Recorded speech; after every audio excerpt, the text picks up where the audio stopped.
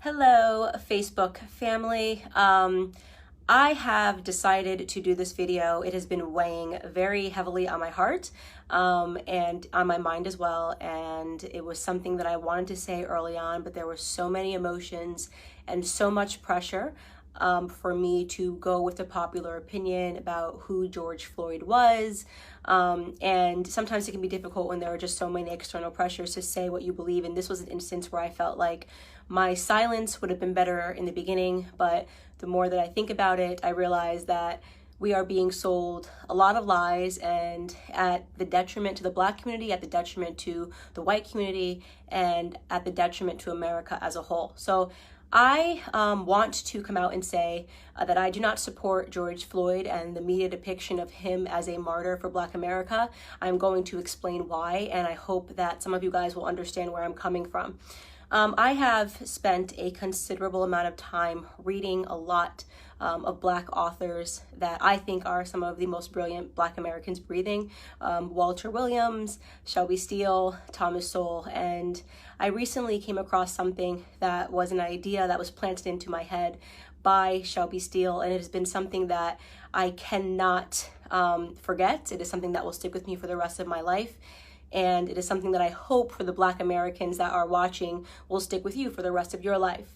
Shelby Steele said that the Black community is unique from other communities. Our culture is unique from other communities because we are the only community that caters to the bottom denominator of our society. Now, let me explain what that means.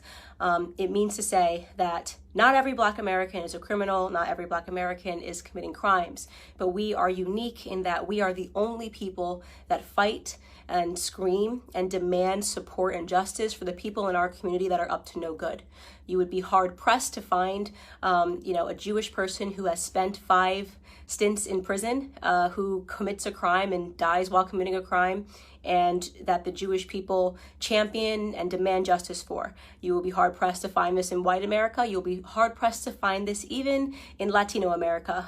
If there is a person that is spent multiple times in prison, you are not going to see a bunch of Latinos coming out demanding justice for this person, even if, and I want to be very clear, what I'm saying is not any defense for Derek Chauvin. I hope Derek Chauvin gets the justice that he deserves to be, implemented upon him, and that the family of George Floyd deserves justice for the way that he died. But I also am not going to accept the narrative that this is the best the Black community has to offer.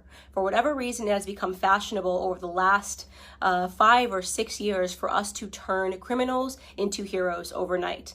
And it is something that I find to be despicable, and it is something that I refuse to stand by any longer, and I am not going to play a part in it, no matter how much pressure comes from Black liberals and Black conservatives as some token of people wanting you to believe that this is the only way you can be Black, is you have to say this was wrong and that this person was amazing. I won't do that.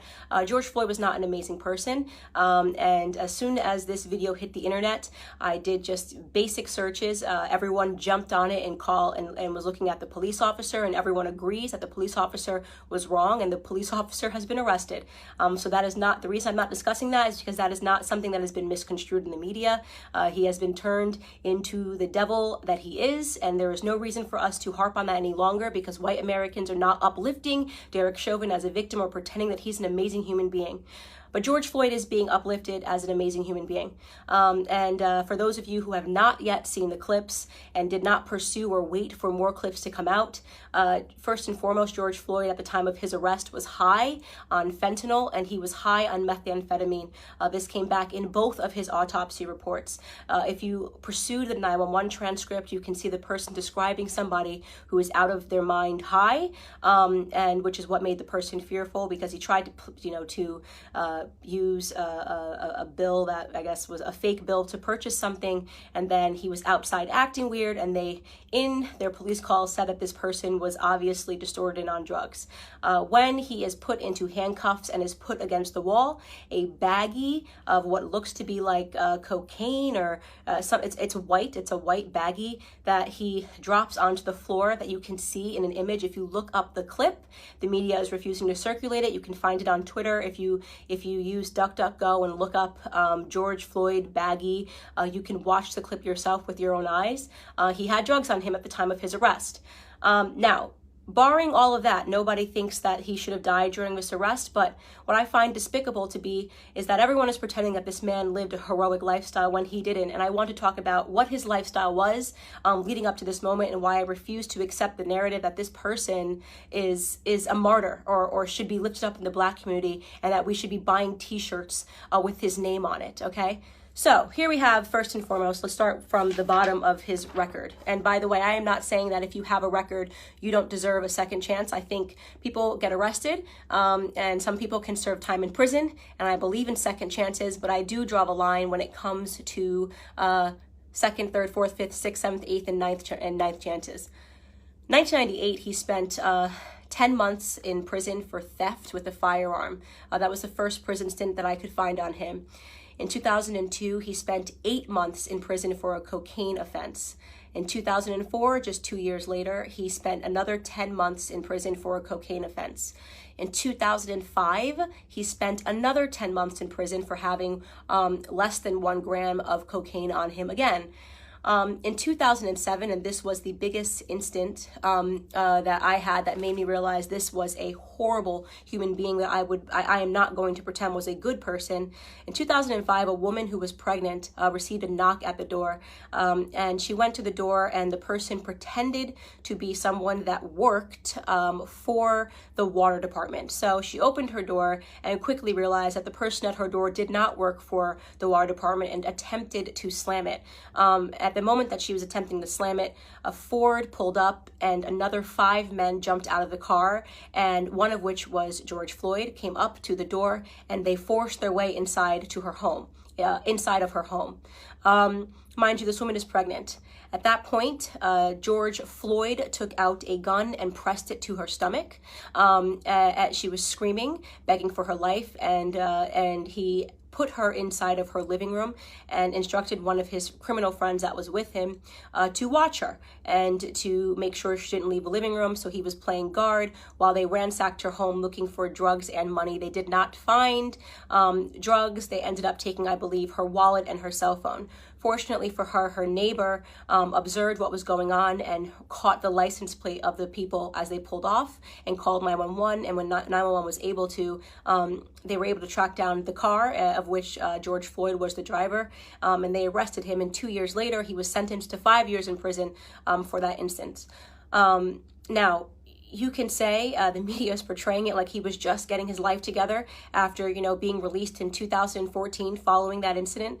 He was just getting his life together and moved and was going to start afresh.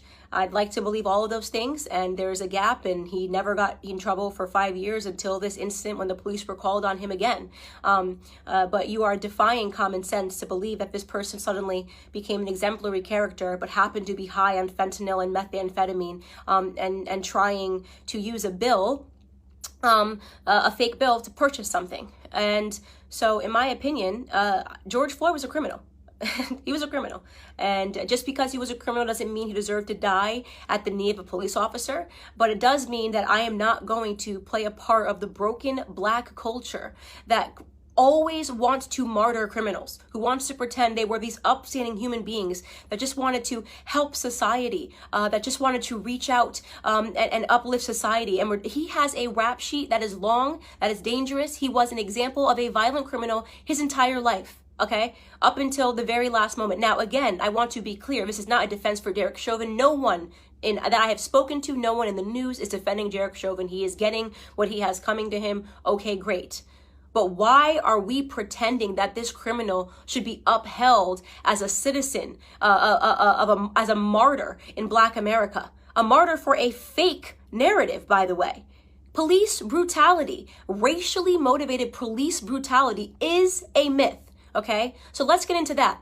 Not only are we using this death, right, and allowing it to cause these riots and protests, pretending this was some upstanding citizen in the Black community who was tackled down and killed for no reason, right? Not only are we allowing it to inspire riots in which Black people are dying, in which actual upstanding Black citizens are dying. Case in point, I'm sure you guys have all now seen David, the sheriff that just was shot and killed because he was trying to protect a pawn shop. Please look him up if you haven't seen it. I'm blanking on his last name. His first name is David, who was shot and killed for trying to protect a pawn shop from looters, an upstanding citizen, an actual head of a police. He was the head of a police his entire life, 77 years old, did everything right?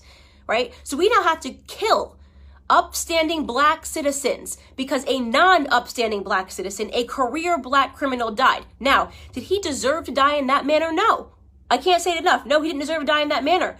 But I will be damned if the rest of us upstanding Black citizens have to suffer because of this incident that rarely ever happens in America. So here are some numbers for you people that are still believing that police brutality is a real, racially motivated police brutality is a real thing. First and foremost, okay, you have a 25% higher chance as a violent white criminal of dying at the hands of a police officer than you do as a Black criminal. Last year, a total of 9 unarmed black men were killed by police officers and 19 white men were killed by police officers. For those of you that aren't good at mathematics, right, you might be thinking, oh, but Candace, white people represent 60% of the population and Black people represent just 13% of the population.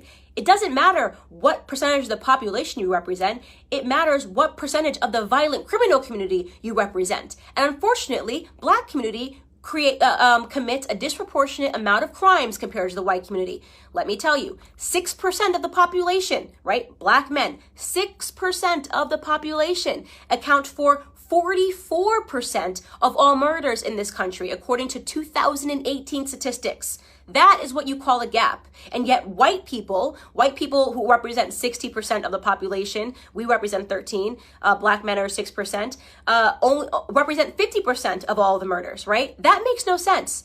That makes no sense. A 6-point variation in a community where we are extreme minorities. We commit 50% of all violent offenses, evenly split, and we're only 13% of the population, okay? So we have a lot more encounters with police officers. And don't say the police officers are coming around because we're Black. I'm talking about violent criminals. I'm talking about murder, 44% of murders, okay? You want to talk about real statistics? The police officers have way more to be fearful of in the Black community than the other way around, okay? We commit, on average, a police officer is 18.5 times more likely to be killed by a Black person than the other way around. Okay, so this entire narrative is complete smoke and mirrors. It's all made up. It's just election fodder. It's white versus Black because it's an election year, not because Black Americans are suffering at the hands of police officers more than white Americans. Do some police officers do the wrong thing? Yes. I don't think there's anybody in the world who has not encountered a police officer and thought this person is an absolute jerk who is power tripping, whether you are Black or white. We know they exist. And we know they're always going to exist, by the way, because they're human beings. And sometimes human beings suck. In fact, if you want to attack a community for accidental slayings or brutality, did you know that doctors accidentally kill 250,000 people every year because of mistakes? Did you know there's been doctors that have been arrested for being serial killers that just were killing people because they wanted to? Do we protest and boycott doctors? Do we assume all doctors are horrible human beings because some doctors are?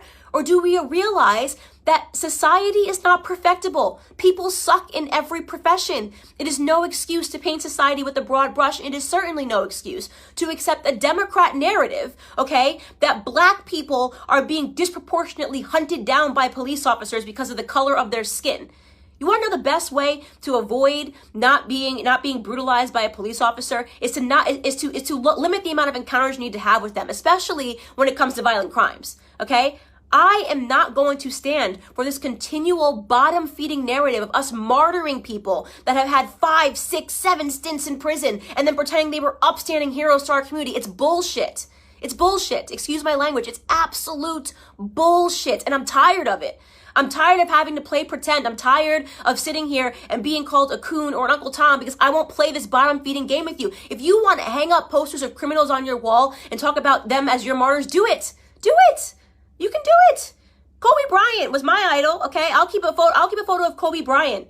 You can keep one of George Floyd and pretend he was an upstanding human being that just once or twice put a gun across a pregnant woman's belly. Could you imagine that woman right now? That black woman, by the way, right? Watching everybody pretend this person was an upstanding human being who just at the age of 42 and 5 prison stints was going to get his life together. I mean, it's embarrassing. We are embarrassing in that regard, right?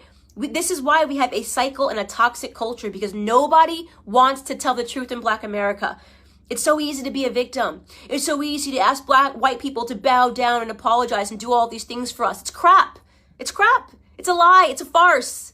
Our biggest problem is us, okay? It's why we don't talk about it when black on black crime happens. It's why we don't talk about it when 40 black people are killed in one weekend during Memorial Weekend in Chicago. We don't want to talk about any of that stuff. We don't want to talk about Baltimore. We don't want to talk about New Jersey. We don't want to talk about any of these places where black people are being slaughtered by other blacks, because that would mean that we had to be personally accountable, right? That would mean personal responsibility. We don't do personal responsibility in our community. We don't do it. We blame white people, right? We only point a camera to white people when they do something, even though we do it at a way higher rate to ourselves, right? We celebrate our drug dealers. We're the only community, right, that would ever create hashtags to free people from prison because they committed crimes, like free Meek Mill, free this rapper, free this rapper. How hard is it to not spend multiple times in prison? How difficult is that? Is that too hard for us?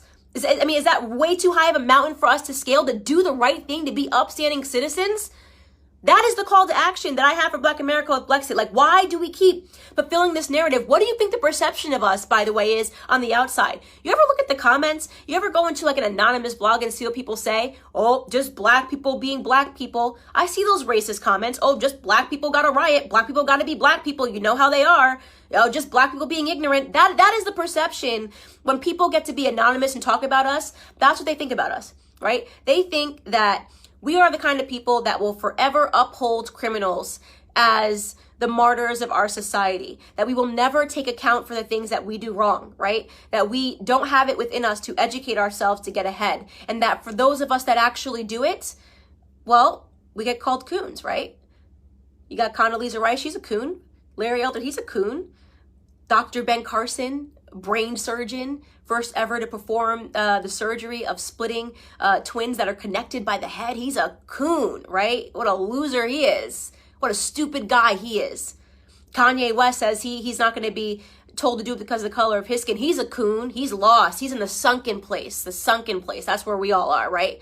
Because we demand more and we will get more out of this society, because we're going to get ahead, right? That's what's going to happen. We're going to get ahead. Black conservatives get ahead because we don't subscribe to this narrative. Because you're not going to catch me outside trying to grab a TV pretending that it's because a martyr named George Floyd got killed. Okay? I'm a big believer that no matter what color you are, you do stupid things, you win stupid prizes. Okay? We have to do better. We have to teach our kids better, or we're not going to get ahead, right? Anyways, this is just a rant because I have been feeling super annoyed at these depictions in society. I have no apologies here to make. George Floyd is not my martyr. He can be yours. That's all I have to say to Black America.